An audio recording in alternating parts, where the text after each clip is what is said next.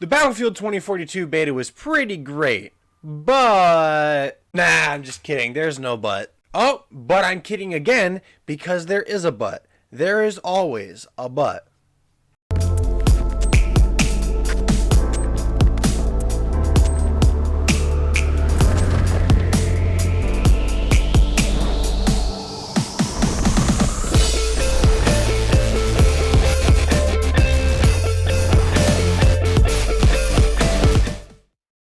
Good day, all you masters. My name is Mr. McMaster, and today we're going to talk about my thoughts, reactions, and review of and for Battlefield 2042 beta. As betas go, it was okay. It was serviceable. Gave us a little sneak peek into what might be coming up. But everyone's got thoughts on it, and I thought I might insert my 2 cents. So we're going to split this up into 2 categories with a couple subcategories. The big categories being performance and gameplay, with the subcategories of the tornado and rocket, specialists, movement and general feel, and just my general thoughts on the beta. So we'll go ahead and start with performance. I got some handy little notes over here I've wrote myself so that my little monkey brain doesn't forget everything. But yep, we'll start with performance, and I don't think I needed to say this, but the performance was a fucking nightmare. We all know how bad the performance was. Bugs and frame drops galore. It was holy shit. I mean, let me just talk about the one that was the most obvious to me. It felt like spawning just stopped working sometimes. I would try to spawn in this clip. I'm trying to spawn into a scout transport car. It's not fucking working. I tried to spawn into a scout helicopter. It's not working. I give up. I spawn in at A. Try to drop in a scout transport car. It's not working. I don't know what's happening. Maybe the game's not correctly counting how many vehicle spawns are left. Maybe instead of it saying 2, it's actually 0, and it's just not telling you. So I have no idea. There is also the problem of vehicles phasing through walls, like this helicopter in this clip completely phased through the roof of this building, and I just got out and I was inside the building. Like, I don't think that's how that's supposed to be. So yeah, I also encountered another bug. This one was with the plus system. Basically, if I would change one attachment, then it would change another attachment. So for example, I wanted to change from a grip to a grenade launcher. Well, then for some reason, that would also change the scope sometimes. So that was very annoying. I really hope that's gone in the final version. But on the topic of performance as well, the game looked pretty nice. It didn't look as very clear and clean or cinematic as Battlefield 1 or Battlefield 5. I think that's actually slightly on purpose, because those games were so cinematic that it kind of hurt the visibility of soldiers. They tried to go so cinematic that sometimes the soldiers would completely blend in with the ground and you couldn't see them at all. So I wonder if I wonder if them dumbing down the visuals a little bit is on purpose to fix that visibility factor. The game may look better at launch, we'll see, but for the time being, it's possible that it is just for visibility. Let's talk about gameplay now. And this one is my biggest deciding factor for playing a game. I don't really care about how a game looks. If it's fun, I will buy it. And this game was fun. It was really fun. It had that chaotic energy that Battlefield is known for, and it still had that general Battlefield formula. I'll talk about that in the feel later, because that's a discussed topic amongst the community. But it had the vehicles, it had the only Battlefield moments, the crazy chaotic gunfights and fun. But let's talk about the vehicles now, since I'm going to talk about more of the feel later on. So the vehicles in the game are quite strong. They are very strong. I'm going to start with the helicopters, specifically the scout helicopter. This thing might have been the most broken OP vehicle in the beta. It tore apart every other vehicle except tanks. It couldn't really do much to tanks, and the Wildcat too. But if it was another helicopter, or hell, even a jet, it could tear them apart, and it made mincemeat out of the soldiers. Seriously, you know that big tower in the middle of the map? I think it had E flag on it. It was across from the rocket. Yeah, that big white tower. If you were on top of that tower and you saw a scout helicopter coming near you, you need to fucking run. Every time I got in a scout helicopter, I'd go right for the tower because I knew if it was taken by the enemies, there'd just be a shit ton of enemies up there for me to kill, and I'd just go around it the entire time, and I'd just be turning everyone into mincemeat. I felt bad at some points. It was crazy. I won't be surprised if this thing is kind of dumbed down at launch, because it was kind of crazy how much it just tore up the enemy team. The transport chopper and Osprey were also pretty cool. Really, something I want to do at launch is I want to get a squad together. I want us to pile into an Osprey and just control the map. Like, seriously, I think you could honestly do that with like an Osprey or the Russian helicopter, because it's just so much fun to pile people together in one of those vehicles that has like multiple guns. And oh, it'd be so much fun. On the topic of helicopters, let's also talk about the attack helicopter.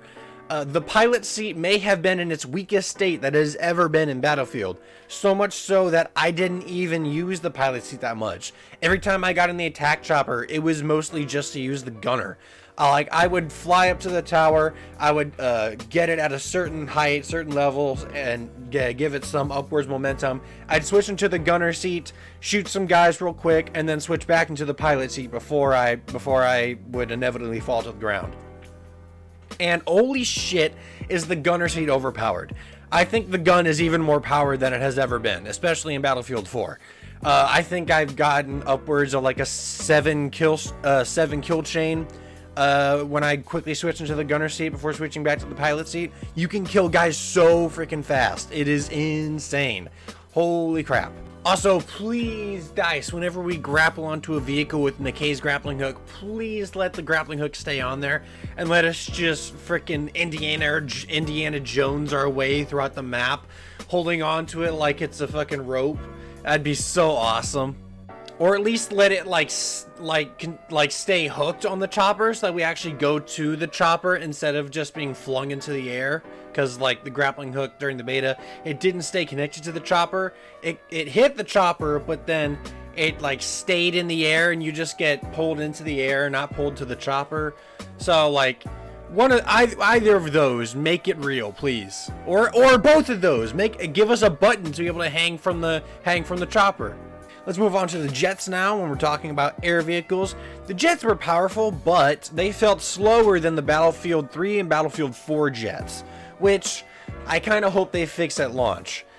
We definitely need an A10. we need that bird back. That is clearly one of the favorite vehicles for everyone in Battlefield 4. Just be able to have your own bird. Let's also move on to the tanks now, and we'll talk about the main battle tank. And I'm going to be honest, the strength of the tank felt a little inconsistent. It probably all depended on what the enemy team was running, like say gadget-wise, like maybe C4 or rockets. Sorry, C5 now. It's called C5. C5. I don't give a shit. I'm going to call it C4. But sometimes it felt really strong, and sometimes it felt like paper mache. It was kind of inconsistent. The cannon was strong. The machine gun was strong. The gunner turret was almost useless because of the bugging out of it twitching all the time. That goes the same for the spotter seat and the other gunner seat. I forget what that thing is called. Like the front gunner or whatever. But the gunners were nearly impossible to use. While the tanks did feel strong, I kind of want them to make them feel like Battlefield 5 tanks, because the Battlefield 5 tanks were really strong, but could be taken out with a somewhat coordinated team. Battlefield 5 tanks are some of my favorite, especially the medium tank, because you actually had a way to defend yourself from C4 rushers. They would rush up to your tank and plant C4. They had the bouncing Bettys on the side, and I think that was a really good idea, because not every tank has a gunner to watch their backs. I personally prefer that over the Battlefield 4 tanks. I don't know if it's just me, but I feel like those things are made out of paper mache and have the firepower of a pea shooter. I don't like the Battlefield 4 tanks, to be honest. I like every other vehicle in Battlefield 4 but the tanks. While we're on the topic of tanks, let's talk about the Wildcat. All I have written down for the Wildcat is, I fucking hate the Wildcat, most annoying prick of a vehicle. And it is. It ruined my experience for choppers, because if you spawned in a chopper and there wasn't even a mildly decent player with a Wildcat, they'd be the most annoying fucks in the game. Oh my god, I hate the Wildcat. I could go on and on and on and on and on about how much I fucking hate it. They just like sit in the back of their spawn. It's like the anti-air vehicles from Battlefield 4, the anti-air tanks. But it's worse because now there can be 2 of them. That is so annoying. They're just sitting in their spawn and just taking pot shots at helicopters that are across the map. They have way too long of a lock-on distance. Oh, I fucking hate those things. But I'm gonna move on.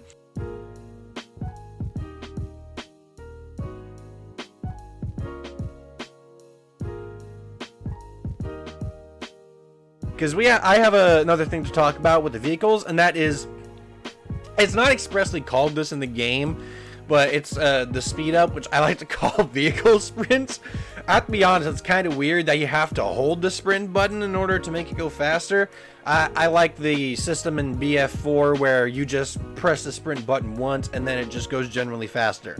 I can understand the vehicle sprint option because it's a way to quickly get out of engagements faster. But it especially does not work in the jet because it makes the jet feel like it's slower whenever the afterburn is not on.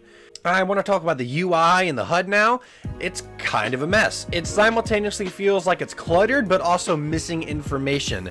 I can't see the firing mode unless I'm aiming in. That's really dumb. You should always be able to see what firing mode you're on. I don't need to see the plus system button. I don't need to see it. I know what it is. Just put it on the side. I don't need to see it over top of the fucking firing mode button. Also, the health bar was very hard to find when I first dropped in because it blended in with the rest of the HUD. It looked like it was just the top border of the HUD that shows your gun, which I kind of like that it shows your gun because it shows you what you're using, but like you can already see it in your hand, so it's kind of useful, kind of useless. I mean, it can stay, but like, please make everything more obvious to see.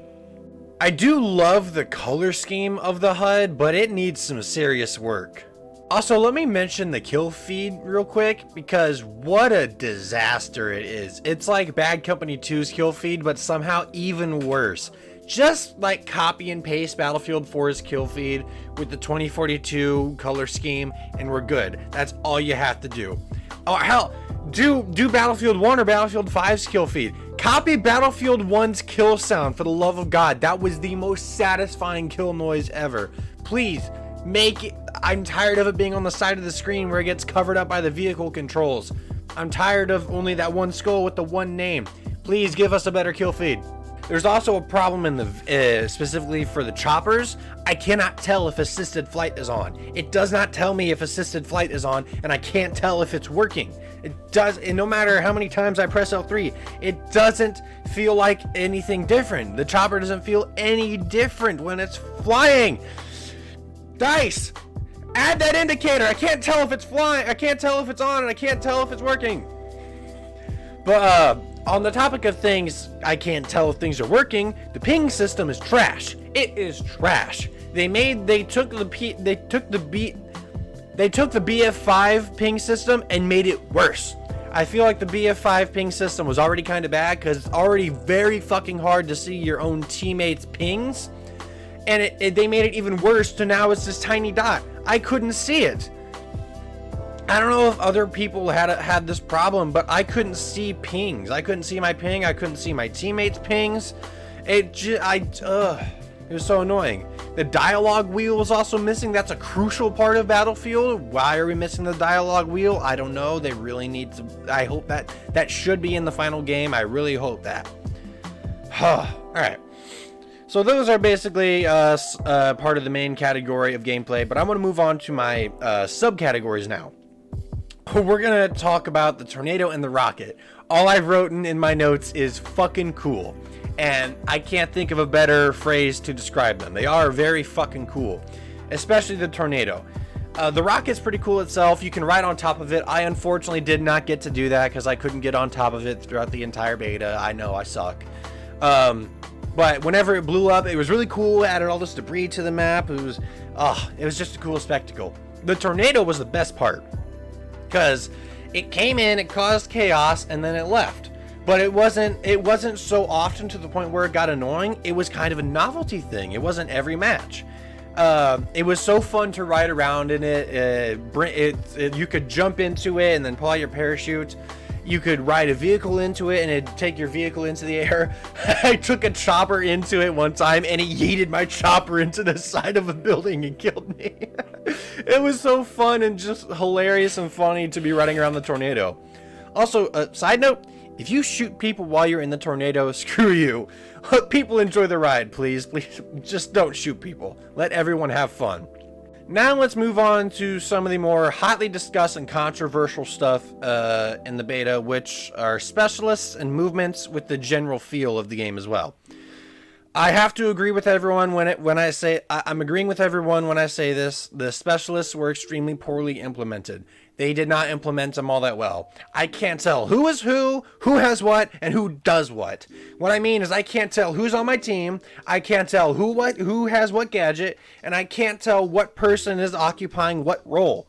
They don't have the icons above their heads to show them what they have like in all the other previous battlefields. Like say, maybe you were low health. You'd see a medic icon flashing above a medic's head. Your vehicle was low health. You'd see a wrench option flashing above an engineer's head. And that was just really great quality of life changes that I think we're missing from this game that need to be in this game. Also, whenever I was dead, it was annoying that I couldn't tell if there were any medics nearby or anyone that could revive me. Oh, damn it, I'm stupid. I'm sorry. I should have stayed. See, that's another problem. I couldn't tell there was a medic nearby. I couldn't tell. I also couldn't see who is my enemy and who is my friendly whenever I was dead, like you could in the other games. It still shows you the friendly icon above their heads. So, again, probably another thing that'll be gone at launch, but another thing that was annoying. I know they've already talked about they're adding some glow and stuff to make it easier to differentiate between your teammates and enemies, but I still need them to implement these things to be able to see who is my teammate or no. They need to be able to implement what the fuck is the word? They need to implement these icons that allows us to tell who has what gadget and who does what role. And that tiny dot above your teammate's head, that tiny dot that's supposed to differentiate between enemy and teammate, it is too small and it blends in with the environment. So make it a different color, or just make that whole indication above my teammates' heads way more obvious. They've already talked, like I said, they already talked about adding lights to differentiate, but I feel like that may not be enough. They still need those icons above their heads. I often found myself shooting at my teammates a lot. It was quite annoying. And I'm not gonna sit here and whine about my complaints with the specialists. I'm actually gonna offer a solution as well from my point of view. So obviously make it more obvious who is who with those teammate indicators that I was talking about. Make them more obvious. Add those icons to tell like what role they're taking, like whether it be if they equipped the anti-air missile, add that anti-air icon above their head, and you know what I'm talking about. And concerning the kit selection with specialists and being able to choose whatever you want, I feel like we may need to change that up. So here's what I suggest. After choosing a specialist, give people a choice of which kit they'd like to run, whether it be engineer, medic, support, or recon. Allow everyone to still choose any gun at all, but give everyone those assigned choices of gadgets. So like C4 for support and recon, the MAV drone for recon class, but I feel like Casper's drone has already taken that up. They also need to add some more balance to the specialist because McKay just dominated the entire fucking beta. It was crazy. Someone also offered a nice solution in this Reddit image. It's actually a nice solution. Basically, you're putting the specialists into their own class categories. So, say like Webster here, he'll have explosives with the assault class. And I think that's actually kind of cool. So, I mean, either way, if they implement my thought or Reddit's thought, I'm fine with whatever they do with that. I do miss the class system, and I kind of wish it would be in this game, but I think we all have to face it. They're probably not going to remove it. The game's almost out, so unless like a year down the line they decide to remove specialists, we'll still have to deal with the specialists for now. So let's just pray that DICE implements some changes to make them much better. Now I want to talk about the movement and the general feel of the game. So everyone is comparing the movement to COD with criticisms like Call of Duty Battlefield or COD Field. I kind of disagree with the comparison to COD because they have started toning down their movement. They have started toning down their movement, and they've even added limiters on how much you can jump slide. You could barely do it at all in like Modern Warfare 2019. And that same limiters have been carried over to Cold War, and I see them also being carried over to Vanguard too. I haven't played Vanguard yet, but from what I've seen, they have also carried them over. They don't have the crazy movement from like Black Ops 3 and Infinite Warfare where you could continuously jump slide or whatever. I saw this Reddit clip of this guy using McKay's grappling hook in combination with the sprinting and sliding, and when I watched this, I immediately thought of Titanfall 2 and Apex Legends. And honestly, the movement looking like this makes no sense because DICE actually brought over some developers from Apex Legends and Titanfall to help them with Battlefield. And I'm going to be honest, I don't want this kind of movement in 2042. Battlefield, it's not an uber futuristic game like Apex and Titanfall is. This kind of movement doesn't really fit in the sort of near future modern setting that 2042 has. So DICE has already announced they're adding limiters to this kind of movement in this Reddit post right here, and that's really good. I'm glad they're doing that. But generally, I do actually feel like having generally faster movement is better. It is necessary for 2042. These maps are getting larger, so you'll have to be able to move a little faster to get where you want to be. And especially for those poor unfortunate souls that didn't spawn it fast enough and didn't get a vehicle. The faster movement would be so that they don't have to run as long, or they don't have to wait for an objective to be taken to spawn in and get moving. Now I want to kind of talk about the general feel of the game, and I have to be honest, this is kind of a critique on the community at large, but whenever people say it doesn't feel like Battlefield, I feel like everyone is only comparing it to Battlefield 4. When people say that it doesn't feel like Battlefield, that just makes me think that they don't remember what it was like before Battlefield 3. The change from Battlefield Bad Company 2 to Battlefield 3 was massive. When Battlefield 3 came out, that was like the most similar it had ever been to COD. In Bad Company 2, there was no proning. The sprinting felt really weighty, like really weighty. You'd actually sway more. But in Battlefield 3, they added that prone, and the sprinting felt generally more light and nimbler. And that changed up the feel of the game a lot. And it was more than just the movement as well. Bad Company 2 was all about chaos and massive destruction. You could level entire towns. But in Battlefield 3, they basically kind of toned it down a little bit.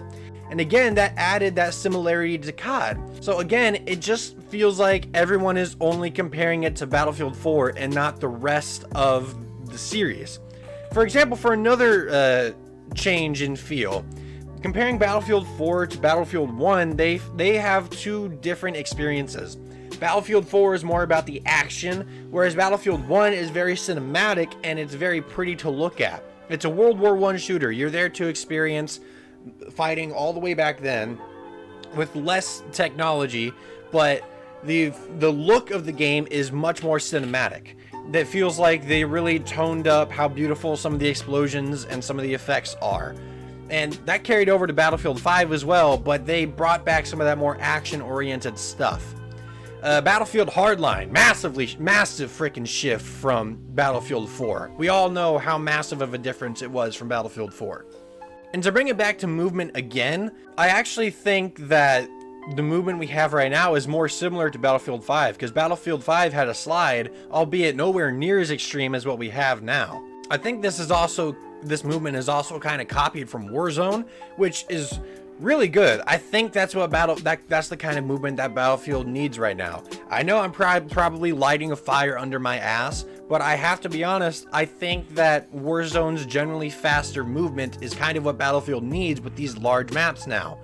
The tactical sprint, it's actually kind of a good idea to be able to move faster, and surprisingly, you actually snap and aim faster in 2042 than you do in Warzone after tactical sprinting. So they actually did a slight change on the Warzone movement, and it actually works quite good. But as I said, I don't want that crazy Titanfall Apex Legends movement. If it's similar to Warzone, I think that's perfect. But too much of this movement would start to really kind of annoy me, and adding the super crazy movement chaos of Apex and Titanfall. But now with that stuff out of the way, I want to give my final thoughts on the beta, and specifically on how terribly put together it was. We all know the build that they went with is like 2 months old, so it was really missing a lot of the stuff that should be present in the final release of the game. But I believe that actually hurt people's reception, because now so many people are using what they saw in the beta as kind of a lens to look at what the final game will be like. And that's not good, because we didn't get anywhere near a final version. So if you think about it this way, 2042 is the pie. All Out Warfare, which is the mode that we got to play, is a piece of the pie. What we actually got to play wasn't even a full piece. It was the crust. We got one map with one game mode, with limited specialists, limited guns, limited customization, and limited vehicles. It was the crust of what All Out Warfare will be at launch. And I think for people's decision to try to use that to judge what the final game will be like is completely wrong. But this is also DICE's fault for not having proper features for the beta. People were so hyped to be able to get in and experience the game, and many people viewed this as a decision of whether to cancel their pre-orders or not. And honestly, I don't blame people for canceling their pre-orders. I think some people are jumping the gun, but it's their money. They can do whatever they want. They're making statements with their money, and that is ultimately what we should do to let developers know what is wrong with the game and what we don't like. So while I may not agree with some of their decisions, I can't call them out. I can't call them wrong for it. They are making their decisions, stating their own opinions, and many of them want to wait for the eventual final game and its eventual fixes, because we all know how Battlefield goes. We all know how it goes. Shit launch, and a year down the line, it's one of the greatest games ever made. That's exactly what's going to happen. I personally am going to keep my pre-order because I know that's what's going to happen, and plus I want to be able to get in as soon as possible and play as soon as possible. I also want to make some content on it, so be expecting that as soon as the early access opens up. Even knowing that the game might be crap at launch, I'm still willing to keep my pre-order, because I may not have faith that the game will be decent at launch, but I have faith that DICE will fix the game later on, because we've seen them do it multiple times. We've even seen them do it with other games. Star Wars Battlefront 2, for example. It was the shittiest launch with a crappy monetization system, but it's an incredible game now. It sucks that they stopped support for it, but it is absolutely an incredible game now, and what they turned it into is incredible. And also, speaking of monetization, I think we've all correctly guessed that DICE is going to use the specialists for a cosmetic monetization system. However, people act like this is the only reason they added specialists in. It is 100% not. We've already seen cosmetics in Battlefield. They already did it in Battlefield 5, where you could choose your own character to play as, and that just kind of proves that they don't need specialists to monetize a cosmetic system, because they had really cool cosmetics in Battlefield 5 that completely changed the look of your character. That was kind of the whole point of the game, was to add that customization in. So whenever people say that they're only adding specialists for that cosmetic DLC, I think they're kind of missing the bigger picture and what they're actually doing. They wanted to add variety with the specialists, but they don't need them for that micro DLC. They can already do that with the normal soldiers. Sure, maybe it incentivizes people to buy these cosmetics more, but it's not a need. They're gonna see like a 1% buff in their earnings. Well, then again, it is a corporate entity, so actually, that actually makes sense now. Oh well, I'm gonna keep with my point. But anyway, guys, that'll be it. I'm excited to see what's in store for the final game. I'm very skeptical, and I'm worried that they may drop the ball on many of these, but I encourage everyone to keep an open mind. But if you don't want to, then that's up to you, and that's fine. I honestly kind of agree with people who want to cancel their pre-orders. So you make the statements that you want, and you stick to that. If you want to make a decision, then I respect your decision. But anyway, guys, if you enjoyed the video, punch the like button, destroy the subscribe button, share the video maybe. But also check out my Twitter, where I post updates and the occasional goofy meme. Check out my Twitch, where I live stream games. I'm currently doing a Life is Strange True Colors playthrough on my Twitch. Check out my Instagram. It's pretty dead, but I'm working on getting more active on it, so don't worry. And my TikTok's got goofy skits of me on it, so check that out as well. But anyway, guys, I will see you next time. Have a good day. Bye-bye.